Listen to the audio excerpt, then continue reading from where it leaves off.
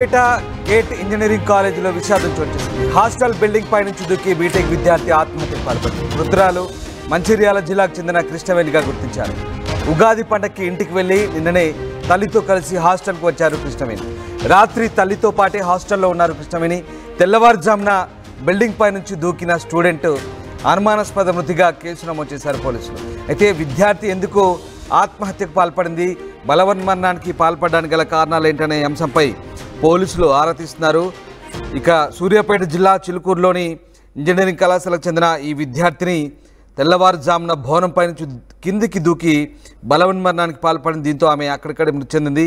కళాశాల యాజమాన్యం పోలీసులు చెప్తున్న వివరాల ప్రకారం ఉగాదికి ఇంటికి వెళ్లిన విద్యార్థిని తల్లితో కలిసి కళాశాలకు వచ్చింది. ఈ క్రమంలోనే కళాశాల భవనంపై నుంచి కిందికి దూకి ఆత్మహత్య చేసుకున్నట్లుగా చెప్తున్నారు.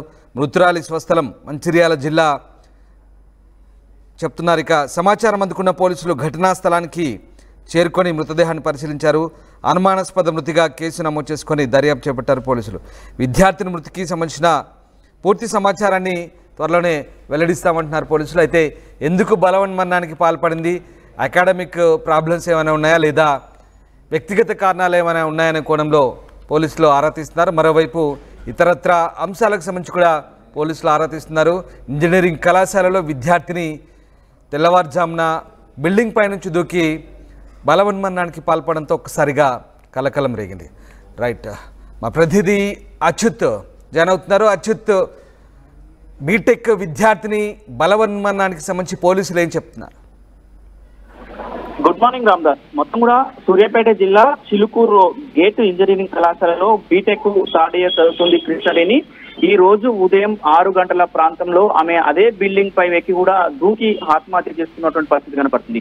ఆ కృష్ణవేణి మొత్తం కూడా మంచిర్యాల జిల్లాకు సంబంధించిన అమ్మాయి. ఆమె మొన్న ఉగాది పండుగ కూడా ఇంటికి వెళ్ళినట్టు పరిస్థితి ఉంది. ఇంటిలో కూడా ఉగాది పండుగ సుఖ సంతోషాలతో జరుపుకున్న తర్వాత కూడా నిన్న ఎవరైతే తల్లితో పాటు కూడా మళ్ళీ ఆ గేటు కళాశాలకు వచ్చింది. నిన్న సాయంత్రం 6 గంటల ప్రాంతంలో వచ్చిన క్రమంలో కూడా తల్లితో పాటు రావడంతో కూడా తల్లిని కూడా హాస్టల్లోకి అనుమతించారు. రాత్రి వాళ్ళు ఆ భోజనం చేసి ఆ తల్లి కూడా అక్కడనే ఇద్దరు కూడా పడుకున్నటువంటి పరిస్థితి కనబడుతుంది. ఉదయం 5:30 ప్రాంతంలో కూడా మా వాష్రూమ్ కానీ కూడా బయటికి వెళ్ళి అదే ఏదైతే మొత్తం కూడా బిల్డింగ్ పైకి వెళ్లి అక్కడి నుంచి ఆత్మహత్య చేసుకున్న పరిస్థితి కనపడుతుంది. మొత్తం కూడా ఈ ప్రమాదంపై కూడా పోలీసులు దర్యాప్తు చేస్తున్న పరిస్థితి ఉంది. ప్రస్తుతం మనం ఎవరైతే ఈమెకు సంబంధించిన ఫ్రెండ్స్ తో కూడా మాట్లాడడం జరిగింది. ఆర్టీవీ మాట్లాడించిన పరిస్థితుల్లో కూడా వాళ్ళు ఒకటే చెప్తున్నారు, అమ్మాయి చాలా మంచిది, ఎవరికి కూడా ఏమీ మాట్లాడదు, ఆమె పని ఏదో ఆమె చేసుకుంటూ పోతుంది, ఆ చదువులో కూడా క్లవర్ స్టూడెంట్ గా ఉందని కూడా ఫ్రెండ్స్ చెప్తున్నట్టు పరిస్థితి. తల్లి కూడా నాకు ఆ బిడ్డ నిన్న మొన్న నా ఇంటి దగ్గరనే ఉంది కానీ నాకు ఇలాంటి సమాచారం చెప్పలేదు, ఏ ఇబ్బందులు ఉన్నాయని కూడా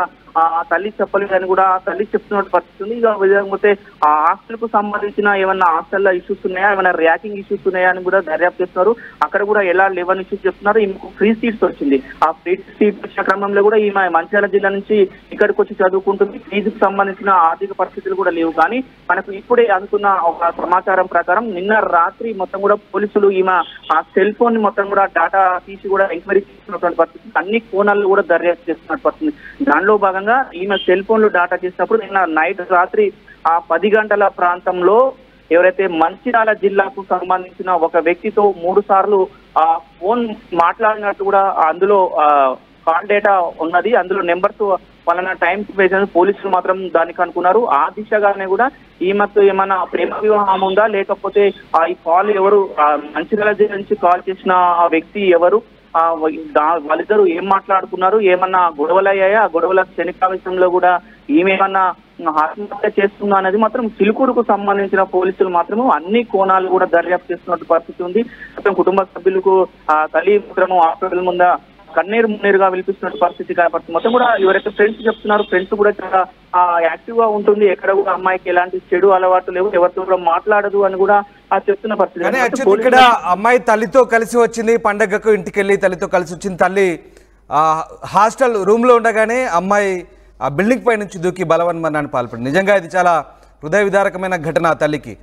సో అంటే దీనికి సంబంధించి పూర్తి స్థాయిలో పోలీసులు ఎలాంటి దర్యాప్తు చేస్తున్నారు? మీరు చెప్తున్నట్టుగా ఏదైనా ప్రేమ వ్యవహారం ఏదైనా కారణమై ఉండొచ్చా, లేదా కళాశాలలో ఏదైనా ఒత్తిళ్లు ఉన్నాయా, ఇంకేదైనా ఇతరత్ర కారణాలు ఉన్నాయా? పోలీసులు ఏ కోణంలో దర్యాప్తు చేస్తున్నారు?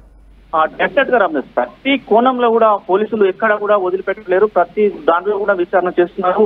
ఇటు కాలేజీ విషయంలో ఏమైనా ఒత్తిళ్లు ఉన్నాయా, లేకపోతే దానికి స్టూడెంట్స్ సంబంధించిన పేరెంట్స్ వాళ్ళ ఎవరైతే టీచర్స్ ఉంటారో టీచర్స్ చదువు వల్ల ఏమైనా ఒత్తిళ్లు ఉన్నాయా, లేకపోతే ఫీజు వల్ల ఏమైనా ఒత్తిళ్లు ఉన్నాయా, లేకపోతే ఈమె ఏదైతే ఆ ఉగాది పండుగకి ఇంటికి వెళ్ళిన క్రమంలో కూడా ఇంటి దగ్గర కూడా ఏమైనా సమస్యలు ఉన్నాయా, ఇంటి దగ్గర ఇంటికి వెళ్ళిన తర్వాత కూడా ఇంటి దగ్గర ఏమైనా సమస్యలు ఉంటే కూడా తల్లి ఎవరైతే మళ్ళీ హాస్టల్కి వచ్చింది కాబట్టి నిన్న ఇంటి దగ్గర ఏమైనా సమస్యలు ఉంటే, ఇంటి దగ్గర ఏమైనా గొడవలు అయితే కూడా మళ్ళీ ఆ బిడ్డ ఏమైనా చేసుకుంటదేమో, డైరెక్ట్ నేను హాస్టల్కు తీసుకొచ్చి హాస్టల్ను వదిలి వెళ్దాము అనే ఉద్దేశంతో కూడా ఆ తల్లి ఇక్కడికి హాస్టల్కు కూతురు తీసుకొని వచ్చి రాత్రి ఇక్కడనే పడుకొని ఉదయం వెళ్ళిపోదాం అంటే హాస్టల్కు ఒకసారి అమ్మాయిని హాస్టల్కు వచ్చిన తర్వాత కూడా అమ్మాయి బయటికి వెళ్లే ప్రసక్తి ఉండదు కాబట్టి ఆ తల్లి ఆ కోణంలో ఏమన్నా ఇంటి దగ్గర నిన్న ఏదైతే ఉగాది పండుగ సందర్భంలో ఏమైనా చిన్న గొడవలు కానీ వేరే విషయాలు ఏదైనా ఉంటే నిన్న మన తల్లిదండ్రులు మందలించడం కానీ అట్లాంటిది ఏమైనా జరిగిందా అనే దాన్ని కూడా పూర్తిగా పోలీసులు మాత్రం దర్యాప్తు చేస్తున్నారు. ఎక్కడ ఏ కోణం కూడా వదిలిపెట్టట్లేదు. మొత్తం కూడా మేము పూర్తిగా దర్యాప్తు చేసి పూర్తి వివరాలు అమ్మాయి చనిపోవడానికి కారణాలు ఏంటి, కృష్ణవేణి చనిపోవడానికి కారణాలు ఏంటి మొత్తగా పూర్తిగా మేము వెల్లడిస్తామని కూడా ఈ చిలుకూరుకు సంబంధించిన ఎస్పీ పరిస్థితి కట్టింది. Ramdas right, yes, thanks for the update Achyut. So ప్రస్తుతానికి ఈ ఘటనను అనుమానాస్పద మృతిగా పోలీసులు కేసు నమోదు చేసుకున్నారు. ఇక సూర్యాపేట జిల్లా గేట్ ఇంజనీరింగ్ కాలేజీలో జరిగిన విషాదం స్థానికంగా కలకలం రేగింది. ఉగాదికి ఇంటికి వెళ్ళి తల్లితో తిరిగి వచ్చిన అమ్మాయి హాస్టల్ బిల్డింగ్ పై నుంచి దూకి బలవన్మరణానికి పాల్పడింది. దూకిన వెంటనే తీవ్ర గాయాల పాలైన ఆమె అక్కడే స్పాట్లో మృతి చెందినట్టుగా తెలుస్తుంది. అయితే ఘటనకు కారణాలేంటి, బలవన్మరణానికి పాల్పడడానికి కారణాలేంటనే కోణంలో ప్రస్తుతం పోలీసులు అయితే పూర్తి స్థాయిలో ఆరా తీస్తున్నారు. దీనికి సంబంధించి స్థానికంగా పోలీసులు విచారిస్తున్నారు.